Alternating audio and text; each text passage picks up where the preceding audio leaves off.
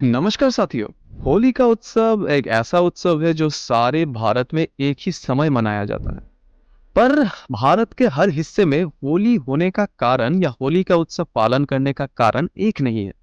भारत के अलग-अलग हिस्सों में होली अलग-अलग कारणों की वजह से और अलग-अलग मान्यताओं की वजह से मनाया जाता है।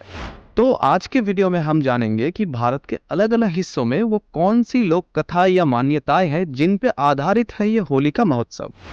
तो उत्तर भारत में ज़्यादातर हिस्सों में जिस मान्यता की वजह से होली मनाया जाता है, वो है पुराण काल में जब हिरण्यकशिपु जो थे, जो राक्षस थे, उन्होंने कड़ी तपस्या के बाद ब्रह्मा जी के पास से एक वरदान मांगा कि ना तो उन्हें दिन में या रात में, ना अस्त्र से, ना हाथ से, ना नारी, ना पुरुष, ना जानवर, ना राक्षस, ना देवता, और भी एक लंबी सूची थी कि ये इन्हें नहीं मार पाए, और उन्हें ब्रह्मा जी से वो वरदान मिल गया।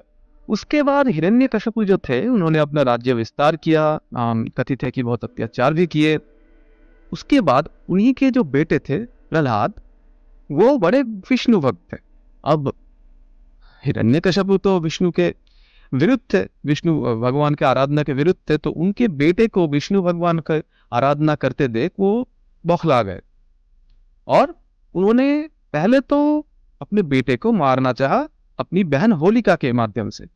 उनके बहन होलिका को एक वरदान था कि वो आग में नहीं जलेंगे। तो होलिका ने उस वरदान का गलत इस्तेमाल किया और प्रहलाद को लेके एक अग्निकुंड में उन्होंने प्रवेश किया। पर यहाँ तो दो डिफरेंस है कथाओं में। एक कथा कहती है कि होलिका का जो वरदान था वो अकेले जलने के लिए था, कि वो अकेले कभी नहीं जलेंगी वो। पर क्योंकि उन्होंने उस वरदान का गलत इस्तेमाल किया और एक बच्चे को लेके अग्निकुंड में प्रवेश किया था उन्होंने, तो इसी वजह से वो जल गई और प्रहलाद प्रहलाद नहीं जले। और एक दूसरी मान्यता है जो जो कहती है कि क्योंकि विष्णु भगवान अपने भक्त को बचाना चाहते थे, तो होलिका के पास एक ना जलने वाला एक कपड़ा था, तो वो कपड़ा लेके ही उन्होंने अग्निकुंड में प्रवेश किया था। विष्णु भगवान ने तब वायु प्रवाह किया और वो कपड़ा होलिका के देह से उठ के प्रहलाद के देह में चढ़ गया। इसीलिए प्रहलाद जलने से बच गए पर होलिका जल गई। इसीलिए हम होली के दिन या होली के हमारे यहाँ पश्चिम बंगाल में डोल यात्रा के एक दिन पहले हम होलिका दहन करते हैं। इसके बाद कई प्रयासों के बाद भी जब प्रहलाद को मारने में विफल रहे उनके पिता, आखिरकार विष्णु भगवान नरसिंह देव के अवतार में आके प्रहलाद जी का उन्होंने उद्धार किया। तो नरसिंह देव ना तो मनुष्य थे ना ही जानवर।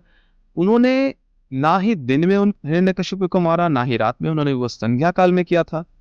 ना ही उन्होंने अस्त्रों का इस्तेमाल किया, ना ही हाथों का, उन्होंने अपने नाखूनों का इस्तेमाल किया। ना ही उन्होंने घर के बाहर, ना ही घर के अंदर उन्हें मारा, बल्कि दरवाजे पे मारा उन्हें। तो हर शर्तों का पालन करते हुए ऐसे नरसिम्हा देव ने हिरण्यकशिपु का वध किया। दूसरी एक मान्यता है जो दक्षिण भारत में मिलती है हमें। वहां कथित है कि जो तारकासुर थे उन्होंने ब्रह्मा जी से एक वरदान मांगा कड़ी तपस्या के बाद कि एकमात्र शिव जी के बेटे ही उन्हें मार पाए। अब तारकासुर को पता था कि शिव जी तो एक ब्रह्मचारी है और उनके बेटे का पैदा होना तो लगभग नामुमकिन है, इसीलिए उन्होंने ऐसा वरदान मांगा। तो तारकासुर ने उसके बाद धरती के लोगों पे अत्याचार शुरू किए। धरती के लोगों को बचाने के लिए माता पार्वती शिव के तपस्या को भंग करना चाहते थे, इसीलिए उन्होंने कामदेव की मदद ली। कामदेव शिव जी के पास गए और अपने काम अस्त्र का प्रयोग किया उन पे। इसकी वजह से शिव जी की जो तपस्या थी वो भंग हुई और वो कामदेव पे प्रचंड तौर पे क्रोधित भी हो गए। इसीलिए उन्होंने कामदेव को भस्म भी कर दिया। पर कामदेव जी की जो पत्नी थी रति, उनके मिन्नती के बाद शिव जी ने कहा कि ठीक है, मैं कामदेव को पुनर्जीवित करूंगा, पर एक आत्मा के रूप में। उनको पंचभूतों का जो देह है वो नहीं मिलेगा। ये भी एक कारण है जिसकी वजह से दक्षिण भारत में होली को मनाया जाता है, क्योंकि होली का जो दिन है वो वसंत ऋतु को स्वागत करता है। और वसंत ऋतु एक वर्ष का पहला महीना या पहला दिन होता था, और इस वजह से ताकि हम पुराने अपने इच्छाओं को मार के नए वर्ष का स्वागत कर सके नई इच्छाओं के साथ, इसीलिए ये कथा प्रचलित है दक्षिण भारत में। और इसी की वजह से दक्षिण भारत में होली का महोत्सव मनाया जाता है। और इसके बाद क्योंकि शिव जी की तपस्या भंग हो गई थी, इसके बाद उनका विवाह पार्वती माँ से हुआ और उनके पुत्र जो कार्तिकेय थे उन्होंने तारकासुर का वध किया, ये हम सभी को पता है। और तीसरा एक विशेष उत्सव है जो उत्तर प्रदेश के दो गांवों में मनाया जाता है, कि नंदगांव और बरसाना में। अब श्री कृष्ण जी और उनके दोस्त मिलके राधा जी और उनकी गोपियों को रंग देने की कोशिश की थी उन्होंने, और बदले में राधा जी और उनकी गोपियों ने लाठी लेके उनका पीछा किया था, ये हम सबको पता है।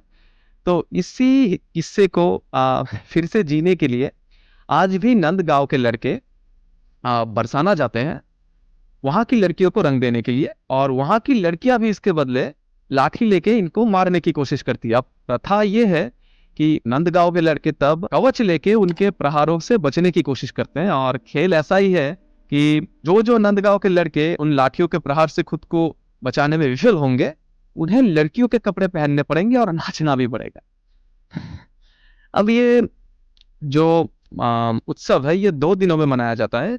पहले दिन तो ये होता है, और दूसरे दिन जो बरसाना की लड़कियां हैं वो दूसरे दिन नंदगांव के लड़कों को रंग देने नंदगांव आती हैं।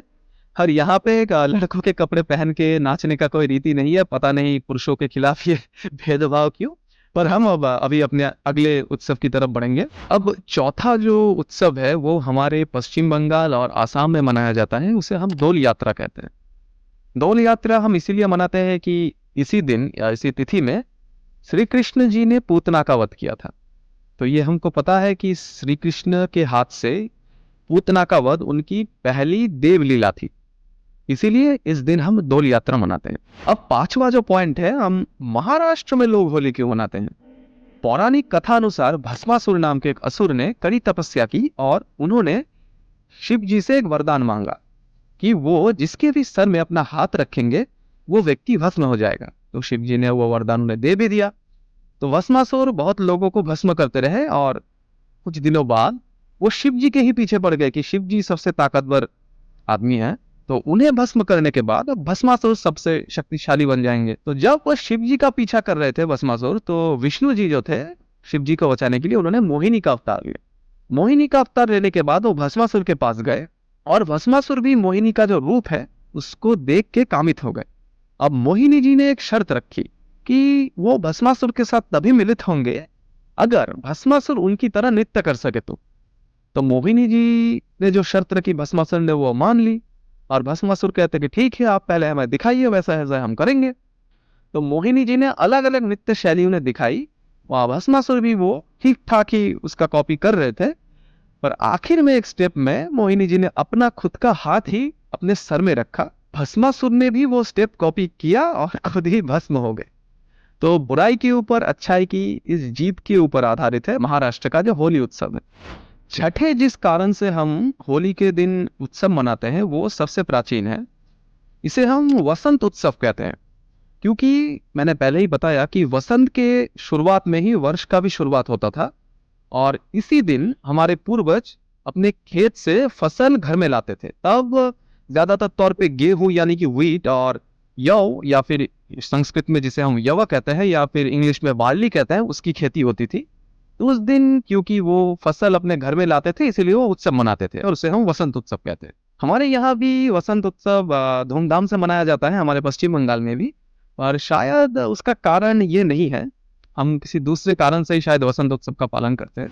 तो मेरे इस वीडियो को बनाने का उद्देश्य बस एक ही था कि हम अपने जो त्योहार हैं उनके बारे में जाने कि हम वो त्योहार क्यों मनाते हैं, कि कल को कोई दूसरा आके हमें पूछे कि ये त्योहार तुम क्यों मनाते हो, ऐसा तुम क्यों करते हो, तो हमें चुप ना रहना पड़े, हम कुछ बोल सके।